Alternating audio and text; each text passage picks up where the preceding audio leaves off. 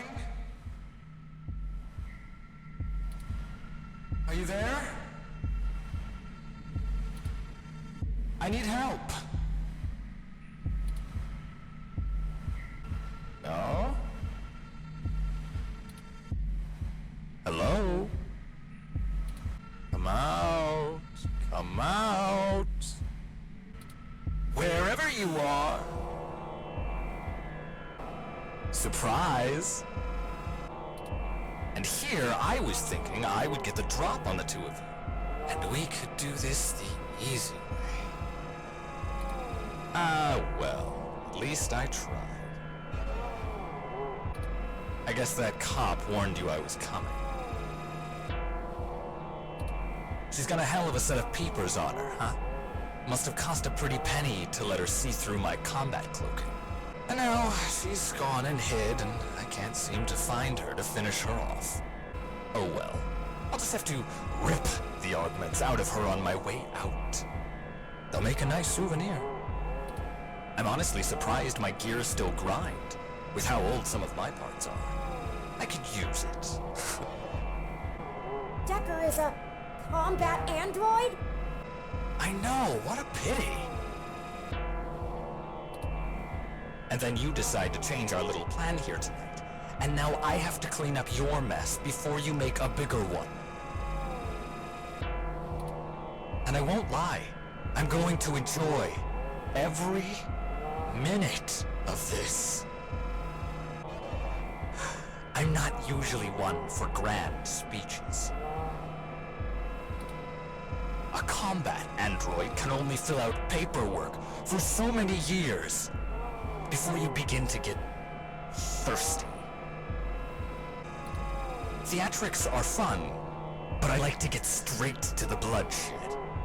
You know?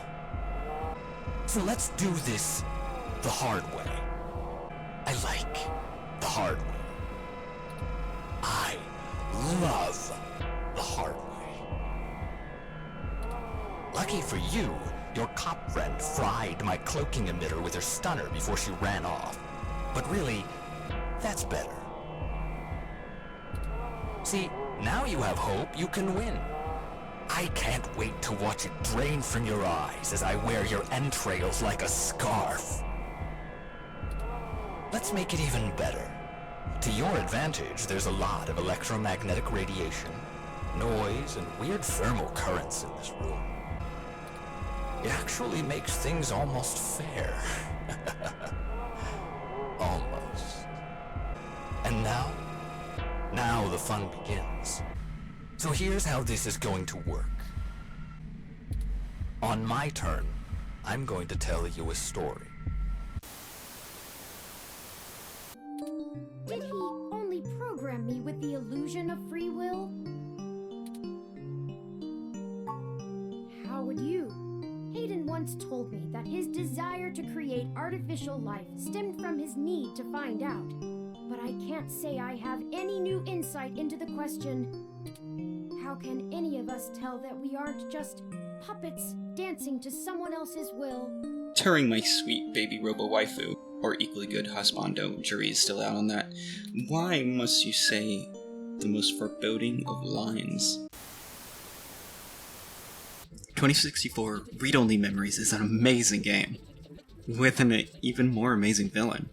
One that has a lot to tell us, and even more to teach us. A little something about fate, a little something about captchas, and even a little something about the coming problems we will face as technology begins to blur the lines of what it means to be human, and what it means to have an identity. Now join me, your host, Franciosus, as I tell you every minuscule detail about how I've combed over this entire game, talked with people that have conflicting ideas, and came to an interesting question, and it will be your goal to watch this video, or watch a part of it, or none of it at all. Doesn't matter. Player's choice. Lucky you. Just keep in mind, if I manage to scare you, or piss you off really bad, I might be able to hear you breathing deeper. as we discover, Your heartbeat is like sonar and to me. we'll The louder explore the it pounds, dialogue the behind faster I 2064 race to stop it. read-only memories. Heck, I might even be able to Oh sway boy. you if the currents in the air are just What a subject. Who'd have thunk I would do another existential help video on technology and free will? Everyone knows the scene from Mr. Robot, not. a insanely well-directed show that deals with a lot of problems people go through in the modern age, but more so attacks the idea of free will in a way I've not seen in any other show. How do we know if we're in control? No, we're not just making the best of what comes at us and that's it. We're trying to constantly pick between two options. Like your two paintings in the waiting room. Or Coke and Pepsi. McDonald's or Burger King. Hyundai or Honda.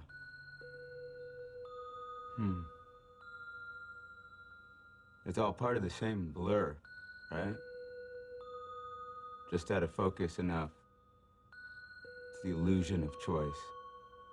And half of us can't even pick our cable, the gas, electric, the water we drink, our health insurance. Even if we did, would it matter? Now, if our only option is Blue Cross or Blue Shield, what the f is the difference?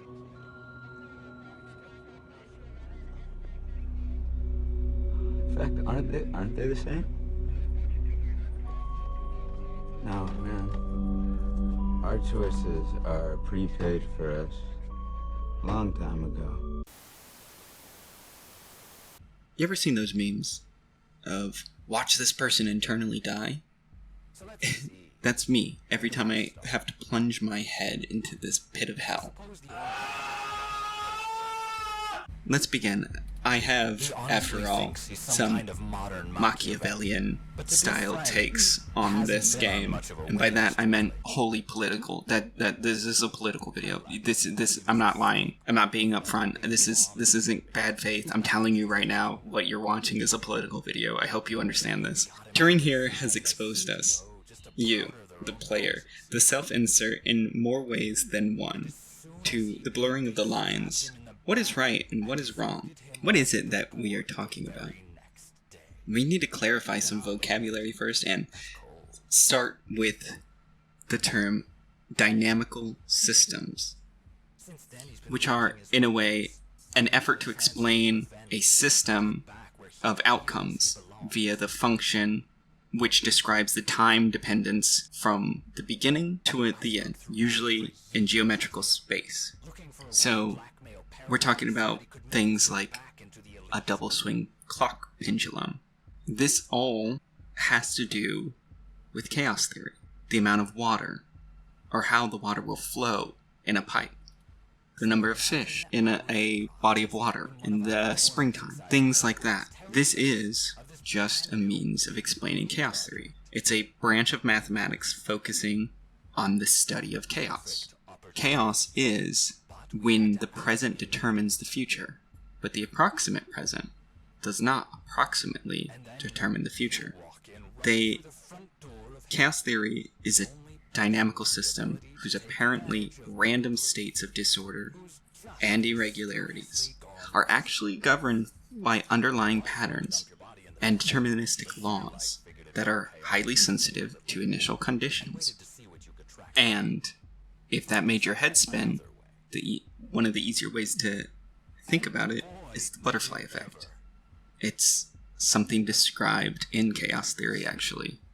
It's this idea that the initial conditions of any outcome can have drastic changes if there's even a slight difference in that initial condition. It is the butterfly effect. So, let's say you are trying to start a fire, and the wind is blowing to the east. The outcome of the situation will be drastically different if the wind is blowing to the west. So, if that made your head spin, because I'm talking about math, trust me, I understand.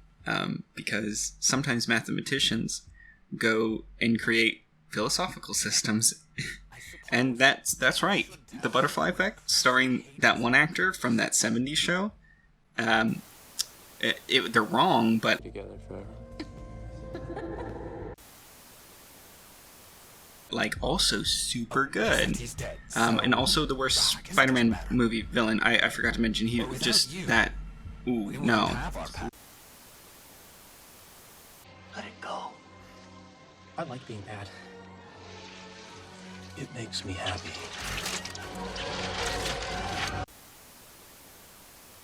Lee's. It had that one guy, different guy, but like same show, different actor. Holy crap. Anyways, Butterfly Effect, big brain, huge brain, completely misrepresented the theory, but very good. So the Butterfly Effect is derived from example of the details of a tornado. So the normal definition you'll hear is in regards to the of formation, and the exact path taken of a tornado can be influenced by minor perturbations, such as a distant butterfly, maybe several weeks earlier, flapping its wings in a certain direction. Edward Lorenz, the Golden Deer socialist elitist who is associated with coining of the theory, tested on like, how come when I try to predict tornado in enclosed environment and maybe change temperature of tornado, different thing happen. As far as I've seen, most teachers in college want you to round to the nearest 1/100th of a degree. But that's not really the point. That's just to get you an answer. This is an important distinction, because that 1/100th is, in chaos theory, and even this example of butterfly effect, is very important. And further in the game, as it has to do with AI, blurring the lines of what it makes one considered to be human. And further, the entire reason why I started talking about mathematical theories is because the philosophical undertones are those that rely on a sort of mathematical background, blurring the lines as well. We are talking about deterministic systems, yet the conceptual model is of philosophical doctrine. The determinism applied to a system for understanding everything that has and will ever occur in the universe, based on physical outcomes of causality. In a deterministic system, every action or cause produces a reaction or effect, and every reaction, in turn, becomes the cause of a subsequent action or reaction. So let's do like a TLDR, if you will. When we're talking about dynamical system, what we're talking about is a way the universe works based on certain event or actions that occur within the universe. Chaos theory simply is saying that there is no free will because there can't be choice. You don't have that kind of luxury. All previous actions lead to a subsequent reaction, which leads to another reaction again and again and again. And although you may not be able to see these things happening in the background, like in example, the butterfly effect, you can't necessarily tell that a butterfly's wings are going to be the difference in the pathing of a tornado, but something has caused an event that normally could be replicatable to not be replicatable, because chaos is this idea of non-predictable randomness. Because randomness, although normally used incorrectly, is a random set of events, but they are predictable. So in large, humans, just as an example, may be random. They may do in groups certain things, but they are predictable things. While chaos might be a good representation of a single individual. They might do very slight variations of things, but it can lead to very different outcomes. It's why humans are like individuals. We're individuals, but in that regard, we're also very non-unique as individuals. So when describing a universe that's based off of these dynamical systems, We are trying to establish how one could make change or change an entire society, because changing an individual or having an individual make a change is not so much a viable thing to do. We'd have to use some sort of kinetic action manipulation. By that, we implement something, and after a long period of time, it'll lead to the outcome that we're looking for. But that's not always the case. Chaos exists. Old philosophers of determinism would argue that, back in the day at least, they would say something like incarceration or punishment via retribution is a good way to stop someone via action deterrence. But we know that's not true, and as you can see, incarceration rates have only seemed to go up. Incarceration doesn't stop someone or deter someone from committing a crime, it simply incarcerates them. So we would need to do something else. Now, the easy way to go about this is changing how laws work.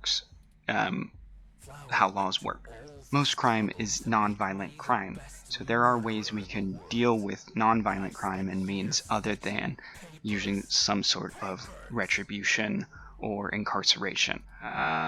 Drug crimes, for a large part, non-violent. These offenders don't really do anything wrong besides interrupt a cultural taboo of some sort. Fraud is money-based, and although, you shouldn't be frauding people, I'm sorry, I'm not going to defend you. I don't know if having you fill up a jail cell is really going to teach anybody a lesson. And then other sorts of theft, petty or grand, these aren't going to really lead and don't lead anyone to deter from doing those same exact actions just because someone else has been incarcerated for them. So that's an argument for another time, though. We have our villain. We know what he's done. At worst, he's a mass murderer. He's killed at least 4 people in the game. A dog. Been an effective arm for an anarcho-capitalist who's trying to take over the world. A few AI, which at this point is equivalent to murder. And even worse than that, probably. Actually, I don't even think I can surmount these very different. But on top of that, he's a war criminal of sorts. A battle android that's so effective at killing people that by the time the story takes place, they've already been decommissioned. You're not allowed to make battle androids anymore. So what do we do in this situation? We have a individual that cannot make free will and is a murderer because he can't make choices. He even tries to kill himself. We have a universe that may have free will or it may not. And in this point, it doesn't matter because our villain does not have it. And any petty crimes or nonviolent crimes wouldn't be necessarily changed if we did reform for incarceration, unless we went a step further with some sort of re-education or something.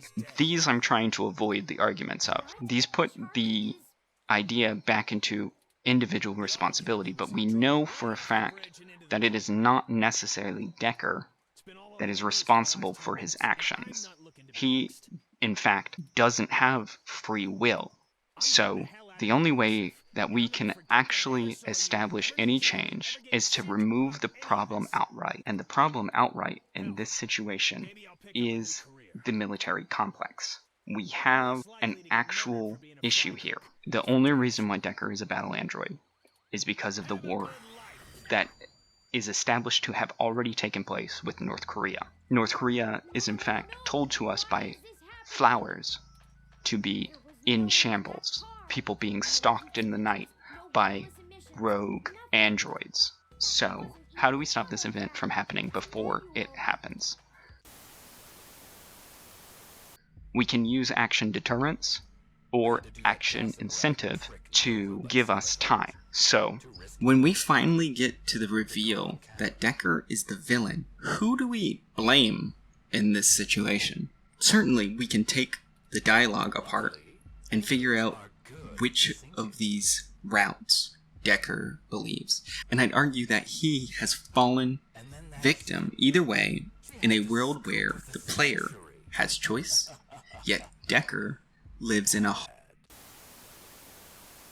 hard determinist universe, unable to even exact their own will when they want to. Decker is in a world that does not allow him to have free will. A world where free will does not exist and is further incompatible with the laws of the world he lives in. Decker can't even kill himself. Mentally, however, Decker himself still believes in possibly a libertarianist viewpoint. And hold on.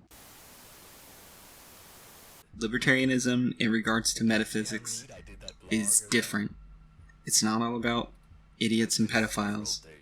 All it is saying that because free will and determinism are incompatible, basically, since agents of the universe like humans and animals have free will, determinism must be false. Decker believes still that he has the choice to actually attempt to kill himself.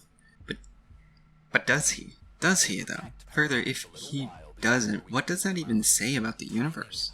The political system? Even our daily lives? Let's imagine ourselves in the court of law for just a moment, and we're tasked with finding a punishment for Decker. What is going to cause us, or how are we going to determine how to give a just punishment? Can we give a just punishment? He has no free will, and cannot stop events that lead to his upbringing, or his upgrading, and the events that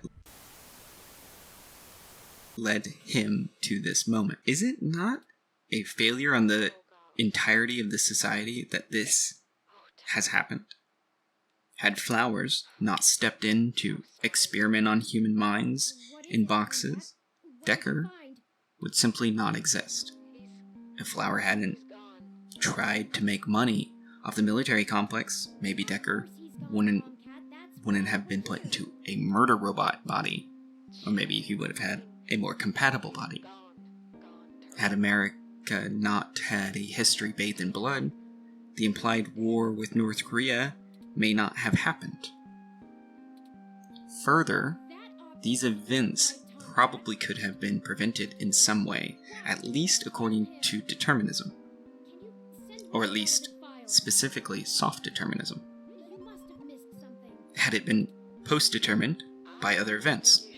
Maybe we can use Decker as an example. If we give him a fitting punishment, we can use him as an example for socio-behavioral modification, or even action deterrence. Where do I have free will? Are my talking points just puppet strings being pulled by Wikipedia, or people I discuss philosophy with? Either way, what do we do in this situation? Are we angry at Decker? At the world? At society? Or maybe we just blame fate. If we blame anyone but Decker, doesn't that make any punishment he receives unjust? But then what does he deserve? He's clearly a murderer, an awful parent, an animal abuser, a war criminal of some sort, and possibly even worse, an effective arm for a corrupt and even more dangerous anarcho-capitalist. This isn't a question that can be answered so easily with universal mental health, as the issue has already occurred, and the implications are that Decker can't just get better. There isn't much left of him to heal. But maybe there is a way to deter this sort of event from happening. Something that can possibly be used as a means to help people refrain from this behavior and further assist in mitigating or attributing to this situation. For that, we need a bigger picture. What is it that led this undead robot zombie to become a Murderbot 9000? We know what it is. We're told it by both Flower's daughter and Decker himself. The military complex in America has the largest expenditure in not only our economy, but further of most developed countries. Of possible targets, to believe that we would go to war at some point in the future with a country like North Korea, not very hard to imagine. America's American capitalism also loves Orientalism. And it has been not the friendliest in that regard to Asian countries, or any Asian country that I can think of. Okay, so Let's try and come up with a resolution. this is where the mask comes off. Now, I've spoken with people, like I usually do, and tried to get opinions. And I have to say something my family has never once heard me say. Okay, my mom has heard me say this once. I don't know, meaning I know you've been listening to me talk for insert amount of time here, and I don't know what to do about solving the issue I pointed out. All I have are suggestions, so I did what I always do. I spoke with people, I asked them what they thought. I've got a couple answers, because this is a proverbial resolution to our story. This will be the last section. I'll end the video after explaining, because it will be up to you. I can only hope that you choose the best answer, but I won't pull punches. Some of these are bad, and I'd hope that if you resonate with them, you will change your mind. The last two are the ones I think are possibly the best options. However, I don't know what the best answer is, or if there is even a best answer, a pinnacle that doesn't exist. So for me, the hope is that you choose the best answer. And by that, I mean the answer that will work. I just don't know what that answer is. I cannot stop you from pushing for your goals, rallying people behind you, and doing what you feel is necessary. I will not be describing every step of each of these, as building an entire nation and the theoretical future of these nations would be quite time-consuming. So please, assume that most of these plans, they have steps and they're thought out. And you can look up most of these and try to add to the discussion, not take away from. First, we do nothing. We let the world run its course and hope that no large country, even the United States, decides that mad, mutually assured destruction isn't enough to stop them from trying to start another war for some reason.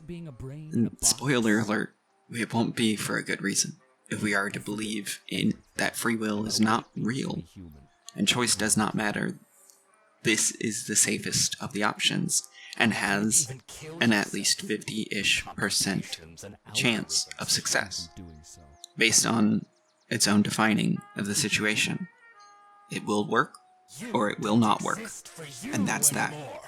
Second, we use the same mindset manifest destiny, an authoritarian approach to liberate the world, either by militaristic means or otherwise, to unify by force the nations under a single, uniform mission, which, to be fair, is somewhat accelerationist, justified by the time frame possibility that inaction, or allowing a passive action to occur, will cost more lives, or the same amount of lives spread out over a longer time frame. Thus, a swift and heavy hammer is required. The steps require a consolidation of power, an attempt for unification, and the subjugation to those who do not follow through.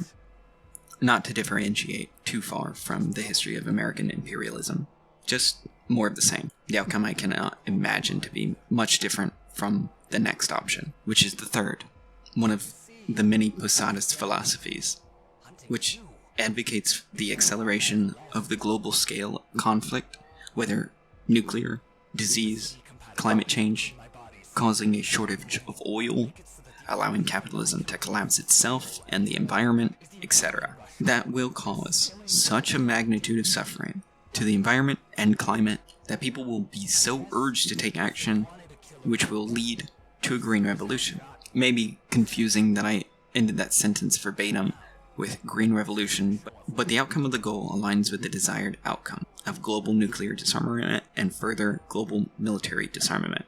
The outcomes for Posadist philosophies are, for the most part, concluded with the rebuilding of a society within regards to either communism of some sort, socialism of some sort, or anarchism of some sort.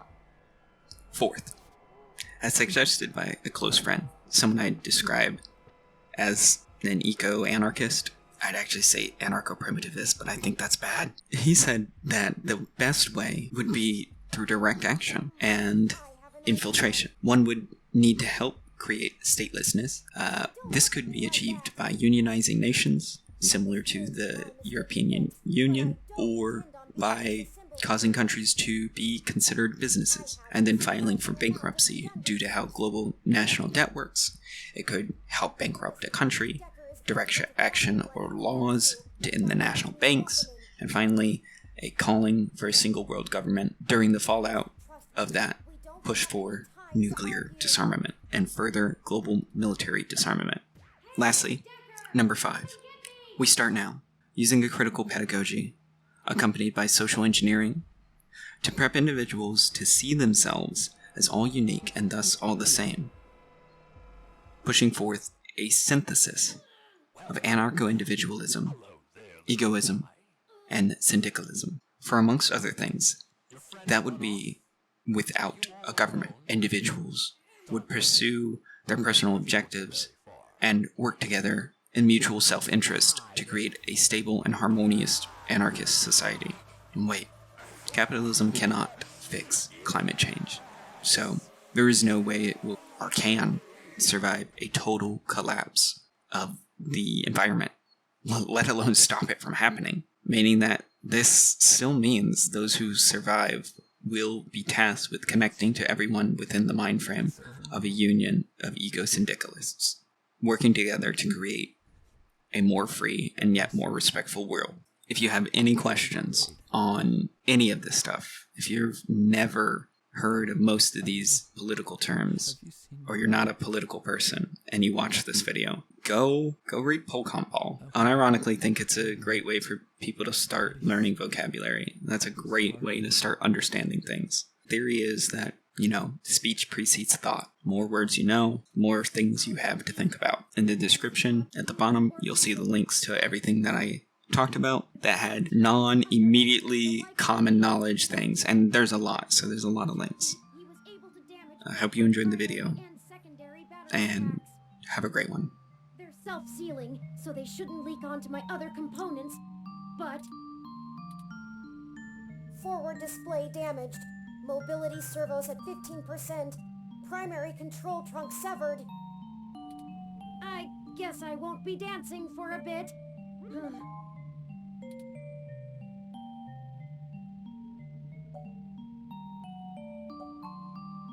It'll be okay. I appreciate your concern, but I don't feel pain in the same way humans do.